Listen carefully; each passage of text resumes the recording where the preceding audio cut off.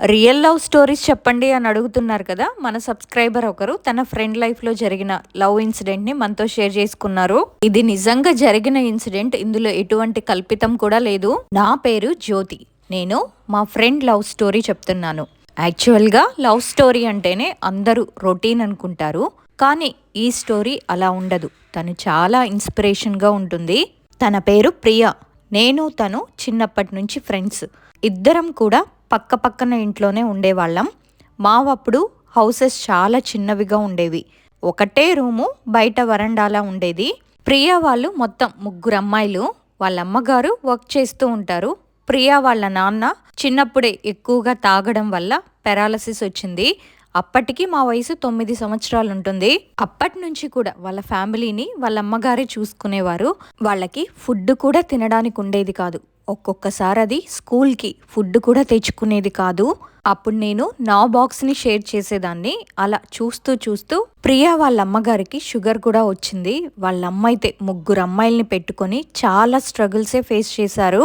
ఆ టైంలో ప్రియాని ఎవరైనా దత్తత తీసుకునే వాళ్ళుంటే వాళ్ళకి ఇచ్చేద్దాం అనుకున్నారు. ఎందుకంటే వాళ్ళ సిచ్యువేషన్ మరీ అంత వర్స్ట్గా ఉంది. అసలుకి వాళ్ళ రిలేటివ్స్ ఎవ్వరు కూడా హెల్ప్ చేసేవారు కాదు. వాళ్ళ అమ్మమ్మ వచ్చినప్పుడే వీళ్ళు కొంచెం హ్యాపీగా ఉండేవాళ్ళు. ఎందుకంటే వాళ్ళ అమ్మమ్మ ఊరు నుంచి వచ్చేటప్పుడు తినడానికి వీళ్ళకి ఏమైనా తీసుకొస్తూ ఉంటారు.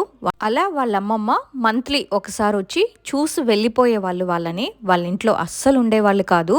అలా కొన్ని డేస్ అయ్యాక మేమైతే హౌస్ షిఫ్ట్ అయిపోయాము అపార్ట్మెంట్లోకి. కానీ ప్రియా వాళ్ళు ఆ చిన్న ఇంట్లోనే ఉండేవాళ్ళు. వాళ్ళ అక్కలు కూడా స్టడీని కంటిన్యూ చేశారు గవర్నమెంట్ కాలేజ్లో. మేము కూడా 10th క్లాస్కి వచ్చేసాము. తనైతే బాగా చదివేది, స్కూల్లో టాపర్ తను. అలా మేమిద్దరం కూడా బాగా చదువుకొని 10th క్లాస్లో ఫస్ట్ క్లాస్లో పాస్ అయ్యాము. ఇక అప్పటి నుంచి స్టార్ట్ అయ్యింది. నార్మల్గా 10th క్లాస్ అయిపోయిన తర్వాత హాలిడేస్ వస్తాయి కదా, అప్పుడు మాకు ఒక 3 months హాలిడేస్ వచ్చాయి. ప్రియా ఏంటంటే ఆ హాలిడేస్లో కూడా ఎప్పుడు ఏదో ఒకటి చేస్తూనే ఉండేది ఇంట్లో క్రియేటివ్గా. అలా తను డిఫరెంట్ హెయిర్ స్టైల్స్ చేసేది, చాలా బాగా చేసేది. ఇంకా హాలిడేస్ అయిపోయాక మేము కాలేజ్లో జాయిన్ అవ్వాలి. నేను ప్రైవేట్ కాలేజ్లో జాయిన్ అయ్యాను, తనేమో గవర్నమెంట్ కాలేజ్లో జాయిన్ అయ్యింది. ప్రియా చాలా అందంగా ఉండేది. చాలా మంది ప్రపోజ్ చేసినా అది చాలా భయపడిపోయి ఏడ్చేసేది. వాళ్ళ సిస్టర్స్ కూడా కాలేజ్ అయిపోయిన తర్వాత పార్ట్ టైం జాబ్ చేసేవారు. అలా ప్రియా కూడా జాబ్లో జాయిన్ అయ్యింది పార్ట్ టైంగా. అప్పటి నుంచి వాళ్ళ ఇంట్లో ఫైనాన్షియల్గా కూడా సపోర్ట్ ఉండేది. ఇంకా వాళ్ళు హౌస్ కూడా షిఫ్ట్ అయ్యారు. కాలేజ్ అయిన కొన్ని డేస్కి ప్రియాని ఒక అబ్బాయి ఫాలో చేస్తూ ఉండేవాడు. ఆ విషయం తను ఇంట్లో వాళ్ళ సిస్టర్స్కి చెప్పింది. వాళ్ళు తనని అడిగారు, ఎందుకలా చేస్తున్నావు అని. ఆ అబ్బాయిని బాగా తిట్టారు. ఇక అక్కడితో ఆ మ్యాటర్ అయిపోయింది. అయితే ప్రియా వర్క్ చేసేది అని చెప్పాను కదా పార్ట్ టైంగా. అక్కడికి ఒక ఆవిడ వచ్చి హెయిర్ స్టైల్స్ గురించి అడిగారంట. తను ఒక పార్లర్ ఆవిడ. ఎప్పుడైనా వర్క్స్ ఉంటే ప్రియాని పిలిచేవారు. ఇక తను కూడా ఈవెంట్స్కి అలా వెళ్ళేది. అప్పటికి పర్లేదులే, పరిస్థితులు అంతా బాగానే ఉన్నాయి అనుకునే లోపే వాళ్ళ లైఫ్ ఎంతగా చేంజ్ అయ్యిందంటే, వాళ్ళ పెద్దక్కకి హెల్త్ ఇష్యూ వచ్చింది. 40 days వాళ్ళు హాస్పిటల్లోనే ఉన్నారు. ప్రియా అయితే చాలా బాగా ఏడ్చేసింది. మళ్ళీ స్టార్టింగ్కే వచ్చేసామే, బాగా మనీ ప్రాబ్లం వచ్చిందని. అప్పటి వరకు వాళ్ళు సంపాదించుకున్న ఇన్కమ్ అంతా హాస్పిటల్కే అయిపోయింది. ఇంట్లో ఎవ్వరూ వర్క్కి వెళ్ళేవారు కాదు. అటు చూస్తే వాళ్ళ అక్కకి హెల్త్ బాగాలేదు కదా, ఇంకా వాళ్ళ చిన్నక్క హాస్పిటల్లోనే ఉండేవారు తనతో పాటు. ప్రియాను వాళ్ళ అమ్మగారు ఇద్దరు కూడా జాబ్కి వెళ్ళేవారు. ఒకరోజు ప్రియాకి కాలేజ్ నుంచి వస్తూ ఉంటే బస్లో సాయి అనే అబ్బాయితో పరిచయం అయ్యింది. తను వాళ్ళ కాలేజే, బట్ తనకి సీనియర్. అలా వాళ్ళిద్దరి మధ్య మంచి బాండింగ్ ఉండేది. కాకపోతే ప్రియా ఎప్పుడూ కూడా వాళ్ళ ఫ్యామిలీ గురించి ఎవరితో చెప్పేది కాదు. ఇలా ఉండగా ఒకరోజు సాయి వాళ్ళ ఇంటికి వచ్చారు. వాళ్ళ ఫ్యామిలీని చూసి సాయి వాళ్ళకి బాగా క్లోజ్ అయ్యారు. కానీ సాయి దాన్ని అవకాశంగా తీసుకొని ప్రియాని ప్రేమిస్తున్నట్టు నటించి నమ్మించి దాని దగ్గర డబ్బులు అవన్నీ తీసుకొని చీట్ చేశాడు. కానీ అసలు నిజం ఏంటంటే ప్రియా తనతో ఒకసారి ఫిజికల్గా కూడా మూవ్ అయ్యింది. ఆ విషయం వాళ్ళ ఇంట్లో వాళ్ళకి ఎవ్వరికీ తెలీదు. అది చాలా బాధపడింది, చాలా ఏడ్చింది. అప్పటికే తను ఇంటర్ కంప్లీట్ చేసి ఇంకా డిగ్రీ జాయిన్ అవ్వడానికి వెయిట్ చేస్తూ ఉంది. అలాంటి టైంలో ఇంక ఇలా జరిగేసరికి అప్పుడు కూడా అది చాలా స్ట్రాంగ్గా ఉంది. ఎటువంటి రాంగ్ డెసిషన్ కూడా తీసుకోకుండా వాళ్ళ ఫ్యామిలీ కోసమనే ఆలోచించుంది. ఇక తను అప్పటి నుంచి మళ్ళీ అన్నీ వదిలేసి డిగ్రీ కాలేజ్లో జాయిన్ అయ్యి హోమ్ ట్యూషన్స్ చెప్తూ ఈవెంట్స్కి వెళ్ళేది. అంటే మ్యారేజెస్కి హెయిర్ స్టైల్స్ అవన్నీ చేయడానికి. అలా తను నార్మల్ అవుతుంది అనుకుంటే ఆ టైంలోనే వాళ్ళ నాన్నగారికి మళ్ళీ హార్ట్ స్ట్రోక్ వచ్చింది. ఇదిలా ఉండగా ఒకరోజు ప్రియా వాళ్ళ నైబర్స్ ఇంటికి వాళ్ళ రిలేటివ్స్ వచ్చారు. అప్పుడు సత్య అనే ఒక అబ్బాయి ప్రియాని చూసి బాగా ఇష్టపడ్డాడు. ఈ విషయం సత్య ప్రియాకైతే చెప్పలేదు. కానీ వాళ్ళ మధ్య ఫ్రెండ్షిప్ అయితే బాగుండేది. అంటే నార్మల్గా కలిసినప్పుడు మాట్లాడుకోవడం అలా జరిగేది. ఇవన్నీ కూడా నాకెలా తెలుసంటే, మేము ఇల్లు షిఫ్ట్ అయ్యాము అని చెప్పాను కదా, ప్రియా వాళ్ళ ఇంటికి కొంచెం డిస్టెన్స్లోనే మా ఇల్లు ఉండేది. ప్రియ అప్పుడప్పుడు మా ఇంటికి వచ్చేది. అలా వచ్చినప్పుడు మాట్లాడుకునే వాళ్ళము. ఆ తర్వాత సత్య అండ్ ప్రియ ఇద్దరు కూడా ఫేస్బుక్ ద్వారా ఒకరి ఫోన్ నెంబర్స్ ఇంకొకరు మార్చుకున్నారు. అలా వాళ్ళిద్దరూ చాటింగ్ చేసుకునే వాళ్ళు.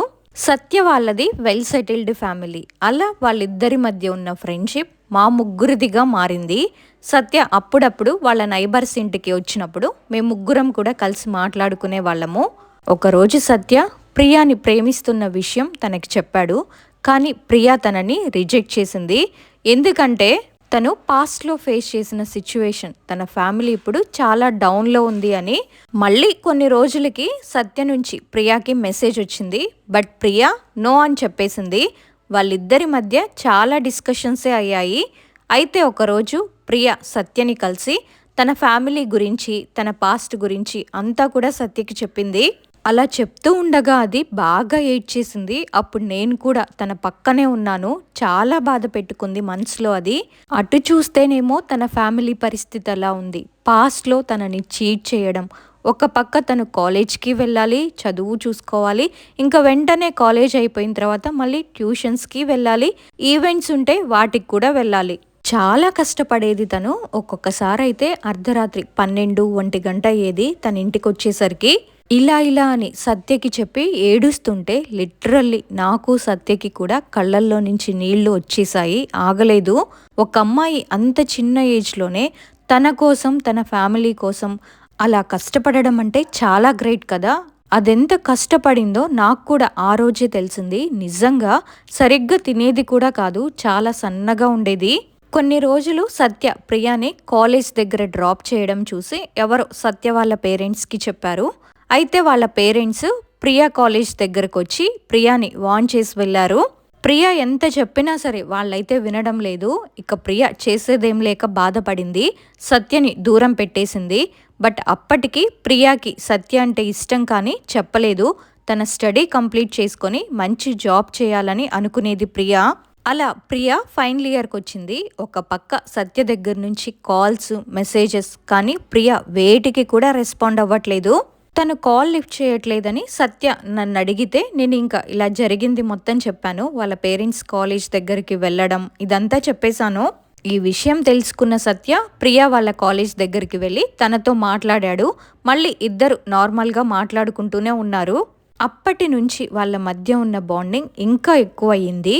సత్య అసలుకి ఎవరితోనూ ఎక్కువగా మాట్లాడేవాడు కాదు. ఈవెన్ నాతో కూడా చాలా ఇంట్రోవర్ట్. ప్రియాతో బాగా ఉండేవాడు. ఇద్దరు కూడా వాళ్ళ స్టడీని కంప్లీట్ చేశారు. అలా వాళ్ళు సంపాదించుకున్న డబ్బులతోనే వాళ్ళకున్న దాంట్లోనే వాళ్ళ పెద్దక్కకి పెళ్లి చేశారు. బాగా చేశారు. ఇంకా వాళ్ళ చిన్నక్క కూడా జాబ్ చేసేది విప్రోలో. ప్రియా కూడా స్టడీ కంప్లీట్ చేయగానే చెన్నై వెళ్ళింది జాబ్కి. బట్ తనకు అక్కడ సెట్ అవ్వలేదు. అంటే హెల్త్ పరంగా తనకేంటంటే బ్రీతింగ్ ప్రాబ్లం ఉండేది. అక్కడికి వెళ్ళిన తర్వాత కూడా తను నాకు డైలీ ఫోన్ చేసేది. అలా అక్కడ ఒక 6 months వరకు ఉంది. ఆ టైంలోనే తను 2 times బ్రీతింగ్ ప్రాబ్లం వల్ల పడిపోయిందంట. ఇంకా తను అక్కడి నుంచి వచ్చేసింది ఇంటికి.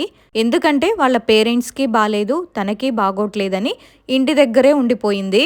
ఇంకా మధ్యలో ఈవెంట్స్ వస్తే చేసుకుంటూ, ట్యూషన్స్ చెప్తూ వాళ్ళ పేరెంట్స్ని కూడా దగ్గరుండి తనే చూసుకునేది. సత్య కూడా ప్రియాకి బాగా సపోర్ట్ చేసేవాడు. బట్ అప్పుడు కూడా ప్రియా సత్య దగ్గర నుంచి ఫైనాన్షియల్గా ఏ సపోర్టు తీసుకోలేదు. వాళ్ళిద్దరు కూడా రిలేషన్షిప్లో బాగా ఉన్నారు. సత్య కూడా ఎప్పుడు మిస్బిహేవియర్ అయితే చేయలేదు ప్రియాతో. ఇంకా వాళ్ళిద్దరూ బాగున్నారు అనుకునే టైంకి సత్యకి వీసా వచ్చింది. స్టడీస్కి తను యూకే వెళ్ళాడు. ఇక ఇద్దరు డైలీ కాంటాక్ట్లో ఉండేవారు. ఇంకా ప్రియా వాళ్ళ చిన్నక్క అండ్ ప్రియా సంపాదించిన డబ్బులతోనే వాళ్ళకి హౌస్ కూడా కన్స్ట్రక్ట్ చేసుకున్నారు. చాలా హ్యాపీగా ఉన్నారు. అప్పుడైతే అందరినీ పిలిచారు. ఎవరైతే వీళ్ళు ఆడపిల్లలు అని వదిలేయమన్నారో, చీప్గా చూసారో అందరినీ పిలుచుకొని బాగా గృహప్రవేశం చేశారు గ్రాండ్గా. ఆ తర్వాత వాళ్ళ చిన్నక్కకి కూడా పెళ్ళైపోయింది. అంతా బాగానే ఉంది. సత్య కూడా తన స్టడీస్ కంప్లీట్ చేసుకొని జాబ్ తెచ్చుకొని ఫోన్లోనే ప్రియా వాళ్ళ అమ్మతో మాట్లాడి వాళ్ళ అమ్మను ఒప్పించాడు. ప్రియా కూడా బిజినెస్ పెట్టుకుంది. ఇద్దరు కూడా వాళ్ళ లైఫ్లో సెట్ అయ్యారు. అంతా ఓకే అయింది. సత్య వాళ్ళ ఇంట్లో కూడా ప్రియాని ఓకే చేశారు. అప్పుడే జరిగింది ఒక బ్యాడ్ సిచ్యువేషన్. అంతా బాగుంది అనుకున్నారు. సత్య వచ్చి మ్యారేజ్ చేసుకొని హ్యాపీగా ఉందాం అనుకున్నారు. అలానే వచ్చారు సత్య. తను అలా రావడమే తను తప్పయింది అనుకుంటాను. తను అబ్రాడ్ నుంచి వచ్చారు. బోత్ సైడ్ ఫ్యామిలీస్ వాళ్ళ మ్యారేజ్కి ఓకే అన్నారు. ఇంకా ఆ హ్యాపీనెస్తో ఇద్దరు కూడా టెంపుల్కి వెళ్ళి రెస్టారెంట్కి వెళ్ళి ఇంట్లో వాళ్ళ కోసమని పార్సిల్ కూడా తీసుకున్నారు. ఇద్దరు కూడా స్కూటీ మీదనే వెళ్ళారు. ఎందుకంటే వాళ్ళు రిలేషన్షిప్లో ఉన్నప్పుడు అదే స్కూటీ మీద వెళ్ళారు కదా. సో ఇప్పుడు కూడా అలానే వెళ్ళారు. చాలా డేస్ అయ్యిందని. వాళ్ళలా రిటర్న్ వస్తున్నప్పుడే వెనక నుంచి ట్రాక్టర్ గుద్దేసింది. ఇద్దరు కూడా చనిపోయారు. ఫస్ట్ స్పాట్లోనే ప్రియా చనిపోయింది. సత్య ఒక 1 వీక్ హాస్పిటల్లో వెంటిలేటర్ మీద ఉండి చనిపోయాడు. చాలా బ్యాడ్ న్యూస్ ఇది వాళ్ళ ఫ్యామిలీస్కి. హ్యాపీగా మ్యారేజ్ చేసుకుందాం అనుకున్నారు. బట్ కానీ ఇలా అయిపోయింది. అసలు ఎవ్వరూ అనుకోలేదు ఇలా జరుగుతుందని. ఇద్దరు ఫ్యామిలీస్ కూడా చాలా లో అయిపోయాయి. ప్రియా వాళ్ళ అమ్మ అయితే ఒంటరిగా అయిపోయింది. తను బతికున్నప్పుడు వాళ్ళ పేరెంట్స్ని కూడా తను చాలా బాగా చూసుకునేది. చిన్నప్పటి నుంచి కూడా ఎన్నో స్ట్రగుల్స్ని ఫేస్ చేసింది. అలాంటి అమ్మాయికి ఇంకా లైఫ్ అంతా సెట్ అయిపోయింది, బాగుంటుంది అనుకునే లైఫ్ ఇలా అయ్యింది. సత్య కూడా ప్రియాని ఎప్పుడూ ఏడ్పించేవాడు కాదు. చాలా బాగా చూసుకునేవాడు. ప్రియా కోసం తను చాలా చేంజ్ అయ్యాడు. ప్రియా అంటే చాలా ఇష్టంగా ప్రాణంగా ఉండేవాడు. ఎక్కడికి వెళ్ళినా తోడుగా ఉండేవాడు. ఒకవేళ ప్రియా మూడ్ బాగోలేదు అంటే చాలు వాళ్ళ ఇంటి దగ్గరకు వచ్చి బయటే ఉండేవాడు. ఎలాంటి సిచ్యువేషన్లో అయినా తనతోనే ఉండేవాడు. చాలా కేర్ చూపించేవాడు. అంత ప్రేమగా ఉండేవారు. అంతగా లవ్ చేసుకున్నారనేమో మేబీ ఆ దేవుడు వాళ్ళిద్దరినీ అలా చేశాడు. మన ఇంట్లో పరిస్థితులు బాగోలేనప్పుడు ప్రతి వాళ్ళు కూడా అవకాశం కోసం చూస్తూనే ఉంటారు. సో అమ్మాయిలు ముఖ్యంగా ఇంటర్ ఏజ్లో ఉండే అమ్మాయిలు చాలా చాలా జాగ్రత్తగా ఉండాలి. శ్వాసలో శ్వాసగా వాళ్ళిద్దరూ కూడా ఒకే ప్రాణంగా ఉన్నారు. అందుకేనేమో మరణం కూడా వాళ్ళని విడదీయలేకపోయింది. సో ఇదండి సత్య ప్రియాల మరువలేని ఒక ప్రేమ కథ. దీన్ని విన్న తర్వాత మీకేమనిపించిందో మీ అభిప్రాయాన్ని తప్పకుండా కమెంట్స్ రూపంలో తెలియచేయండి. ఈ వీడియో గనక మీకు నచ్చినట్టయితే తప్పకుండా ఒక లైక్ చేయండి. ఇలాంటి మరెన్నో కథల కోసం మన ఛానల్ని షేర్ చేయండి, సబ్స్క్రైబ్ చేసుకోండి. ఇంకొక మంచి కథతో మళ్ళీ కలుద్దాం.